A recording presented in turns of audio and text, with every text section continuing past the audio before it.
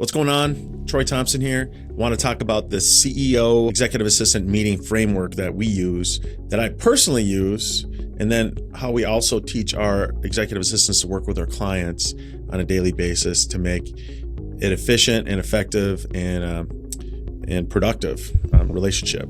So the first thing we talk about is the retrospective. And what that means is you want to close the loop from yesterday or today.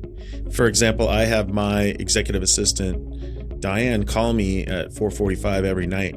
And what we talk about at the end of the day for me, all the meetings I had, any follow-ups that need to be done, any emails that need to be sent, or letters. I mean, I love sending personalized letters that you can do online, even with an executive assistant 7,000 miles away. Just get on Slack, say, okay, I want you to talk about, like yesterday we met with Bob Burns, a cleaner, and what a great guy he was. And he had some really good stories. He drives this black Dodge Challenger. We met at Dino's Mediterranean restaurant. So we're going to drop all that stuff in the thank you. Thanks for the delicious gyros. Stuff like that. So it's a meaningful handwritten letter. I have Diane do that though. I don't have to do it. And it's just connecting all the things that you said you were going to do. So every meeting you have, whether it be Zoom or face-to-face, etc., there's going to be 2 or 3 things that you can and should do to follow up and close the loop. So that's what an executive assistant can do. Because us as business owners, we are so busy that we go to the next meeting.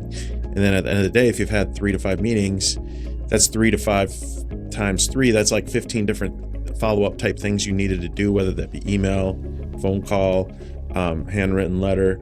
And usually you don't do any of them because you forget, because you're just moving on and getting to your kids' sporting events at the end of the night. So that is clutch, having that follow-up to follow through on all the things you promised to do. All right, for the next 48 hours, the next 2 days, which is perfect for me because today is Thursday, so I have today and tomorrow, we talk about your calendar and your energy level. And I do this every single day. I have 2 phone calls with Diane.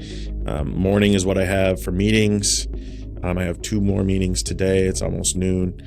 And then tomorrow, I'm bringing my kids on a basketball tournament at 3:00. So I have a lot of stuff to do tomorrow, but this is all stuff we talk about, making sure all those important emails get responded to, all the tasks are on the calendar, make sure I'm aware of everything that's happening. Train your executive assistant to reach out to you. And this is a big thing. Have them be proactive.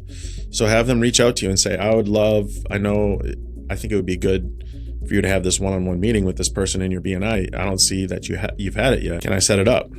Diane knows the coffee shop I meet at. It's a 2-minute drive from my office. She'll call the person, get it on the calendar, and boom, now you filled more of the white space in your calendar.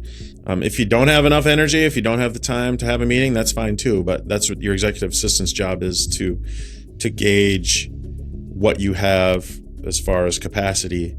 And her job is to be super proactive and fill you up to as much capacity as you can possibly handle. Of course, you're always the ultimate judge on how much more work you want to accomplish, how many more meetings you want to have, but still.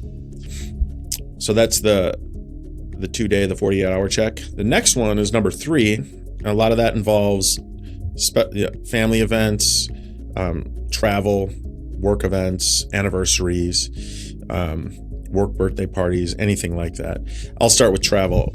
For example, I'm going to Disney at the end of March, and we have 1 day in Disney, so we wanted to go to Universal. Well, that's pretty complex and complicated. I had my assistant, Diane, do all the booking, reservations, get the dinner set up, express pass set up.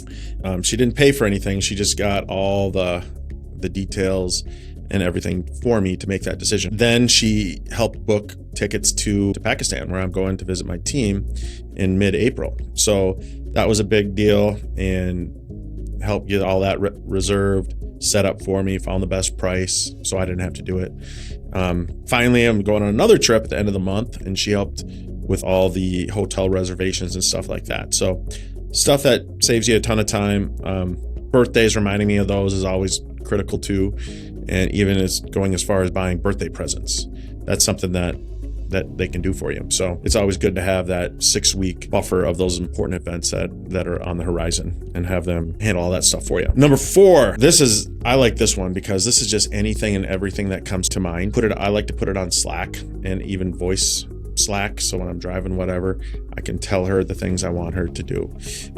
Respond to emails, something with the kitchen sink. For example, the hose on our kitchen sink, the water comes out at about 30% of what it used to. So there's probably a bunch of calcium in there. She called the company that put this kitchen sink in, and they're going to send us the replacement nozzle to fix that. All stuff I hate to do. We all hate to do that, but that saves you time so you can focus on the important stuff at work. Email isn't being handled the proper way. This is something that you can tell her about, how you want stuff organized, how you want stuff responded to. A couple more examples on the personal life. I needed our dogs to be groomed before Christmas, and it was about a week before. All the dog groomers were out 3 or 4 weeks.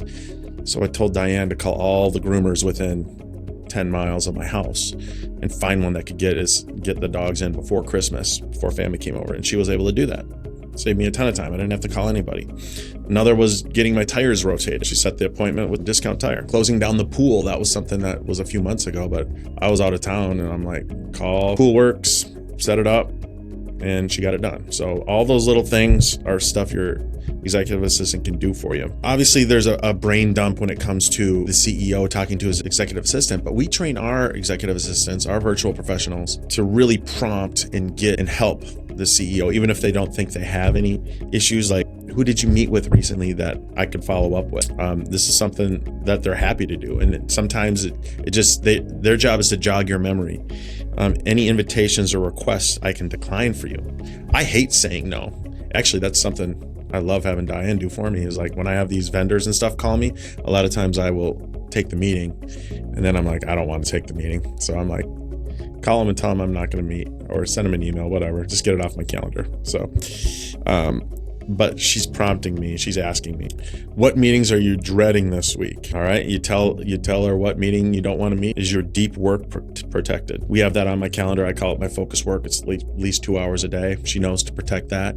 But if that's not happening, talk to her about, strategies to help that happen. Family or personal events coming up, operations. What is the zombie in the room? Something that you're just dreading, something you don't, a decision you have to make, something that isn't working. Just get it out there. Which client deserves a milestone and acknowledgement? That's a great prompt question, because if you have a client that's been with you for 3 years, 5 years, 10 years, send them a t-shirt, send them a thank you letter, do all this stuff. Make sure I call them by the end of the week, and then have them hound you until you do call them. A lot of times, if you don't have someone hounding you to do that, though, it'll never happen. And finally, for operations, where is recurring team friction happening? This is a great one to add a software, add artificial intelligence, add a VA. You're just too in the weeds to really notice them. This is where your VA can come at a 35,000 foot view and tell you, all right, let's try this. Let's see if this works. Logistics and lifestyle. Is there anything you need to purchase? We do this every day, but hopefully when you do this every day, eventually they know what's going on so well. They're in your emails. They're getting reports on your meetings, like AI breakdowns of your Zoom calls, that they really know what you need before you even tell them. All right, number 5, the decision engine, inbox and quick filters. And what I recommend is you go through your email and share your screen every day for at least an hour, every single day, to talk about every single email you get and how you respond. So just today, I had an email from a mortgage broker, and she knows how I respond. His name is Pierre. He copied me on this referral to Jay. And before I even had a chance to thank Pierre, Diane said, thanks, brother. So I was like, that's pretty cool. So that's the nuance that you can't teach, but over time they can learn how you respond to people. And that's really cool, but it takes time. Have them create a bunch of drafts. Say, this is how I respond, and then you tweak the drafts. It always is taking a step back before you can take 10 steps further. But I promise you it'll be worth it once you get there. Project decisions, we like to have them come up with 3 different options. Like right now, Diane is coming up with 3 different t-shirt designs from different vendors. And then we're going to decide on the one we think is the best. But she's taking on all the work of the design, the cost, etc. Take all that off my plate. And of course, it's not going to be 100% the way I want it, but if it's 70, 80%, that's a heck of a lot better than 0%. So we always really promote our people to be proactive, to start. Even if you don't have all the directions, just start designing, start doing, and then we can always tweak it and slow it down as we see fit, but be proactive. Number 7 here is loop closing. These items are completed. So I love seeing all the stuff she's done for the day, which comes with the end of the day phone call, but also end of a day Slack message that she sends, whether that be flight confirmed, refund, taken care of. Ooh, I have another good one. I need to return some stuff. I just came up with that by reading this, but it's fun, especially when it has to do with customer service. Have them take on the customer service. If you have to talk to someone, but you know it might be a long hold, have them make the call and then transfer when they have the person on the phone that you need to talk to. Number 8 is calibration. And that goes with what I was saying earlier about having them watch you manage your emails. When you share your screen. Why is this an important email? Because this is one of our best referral partners. So we respond right away and we are very respectful and we do all this. Why do I delete this email? Because I don't like this person or I don't do business with them. Why do I unsubscribe? Because it's spam. Collaborate to calibrate with them so they eventually know exactly why you do what you do. So this is a good start. Everybody's got a unique, nuanced business. That's why you're successful. The way I say it is, how do you delegate to someone? You delegate. You have to start giving them stuff. You have to give them a long leash to do stuff. Because if you don't, they're never going to learn.